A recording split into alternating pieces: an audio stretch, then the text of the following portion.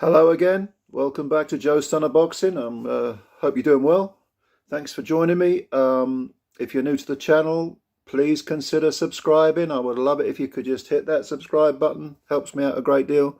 Or like the video, or both. But yeah, thanks for your time. I'm glad you're here. And let's talk a little bit of boxing then. Okay. So when it was announced that Conor Benn would fight Chris Algieri, the immediate reaction, the emotional reaction, if you like, was, a roll of the eyes with a sort of, oh God, why? But then you should never live your life through emotional reactions. You should think, because thinking is ultimately how we begin to control our emotions, because we see things and we think, oh, hang on a minute, maybe there's more to it than meets the eye. Maybe, the old don't judge a book by the cover thing. And I got thinking about this fight, and the immediate reaction is you've got Conor Benn coming up to his prime, maybe a year or two off his prime, but vastly improved. Recent results have been very favourable. I thought the Sebastian Formella victory was really impressive. He handled Formella much easier than Sean Porter did. I still think that's his best career win. That was in 2020, at the end of 2020, so just over a year ago. And then we had Samuel Vargas. To me, that was a premature stoppage. Yes, Ben hurt Vargas. I just felt it was very premature. I don't think you stop a fight that early just because one guy's winning. It's not as if Vargas didn't know where he was, or he was stunned, or he dropped his hands because no, premature stoppage for me.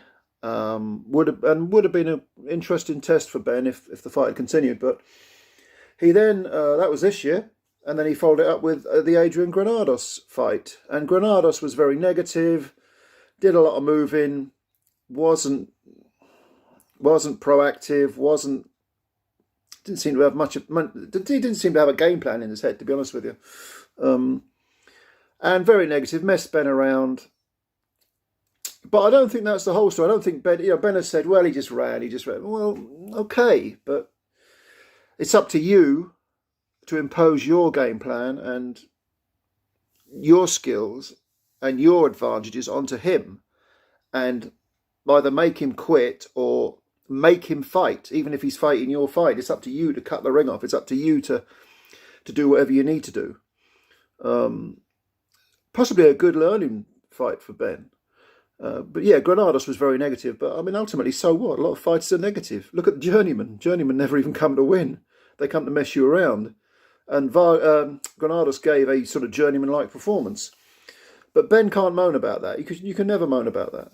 And I like Conor Benn. I think he's, like I say, I think he's vastly improved. I can't remember how old is he now? 24, 25, something like that.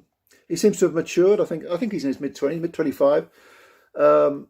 He seems to have matured a lot as a person. He's a father now. He's got, he's married, and good luck to the kid. I've followed his father's career from start to finish. Loved every second of it. I'm a massive, massive Nigel Benn fan.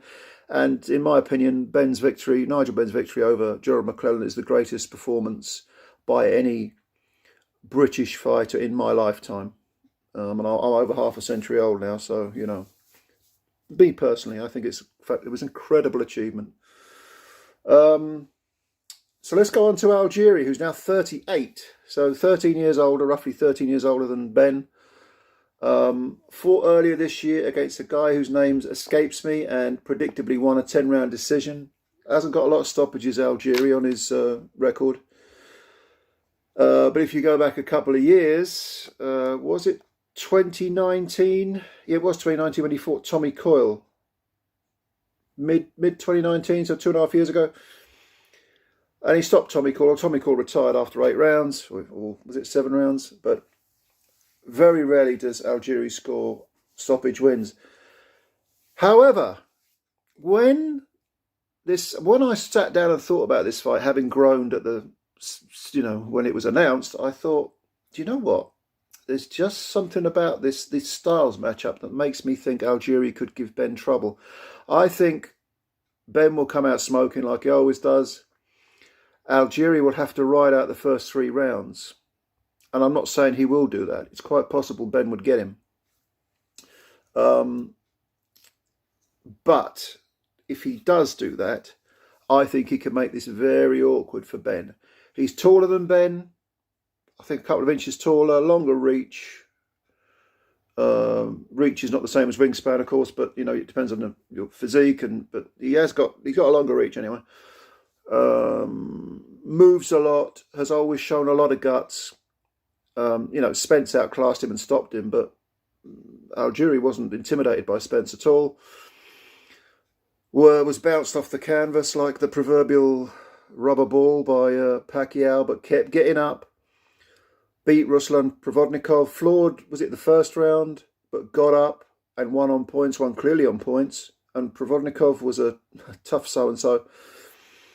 I think if he rides out the early storm and gets his rhythm going and controls the range, I think Algieri can spring an upset. I'm not saying he will, but I think he's going to make this very awkward for Benn if he gets out of the first 3 rounds. So I see. I can't even make a prediction. I hate it when people don't make predictions, but this time I really am split because I worry that if Benn comes out banging, it's possible he could hurt Algieri and stop him early. So that's one scenario. But if it goes into the second half of the fight, I tell you what, if I have to pick a prediction, I could be totally wrong about this, but I'm not gonna be what I hate. I hate it when people do these videos, don't do predictions. So what I'm gonna say is that Benn will win a close and controversial decision. You watch this come back to bite me in the arse, all right? like a lot of my predictions do.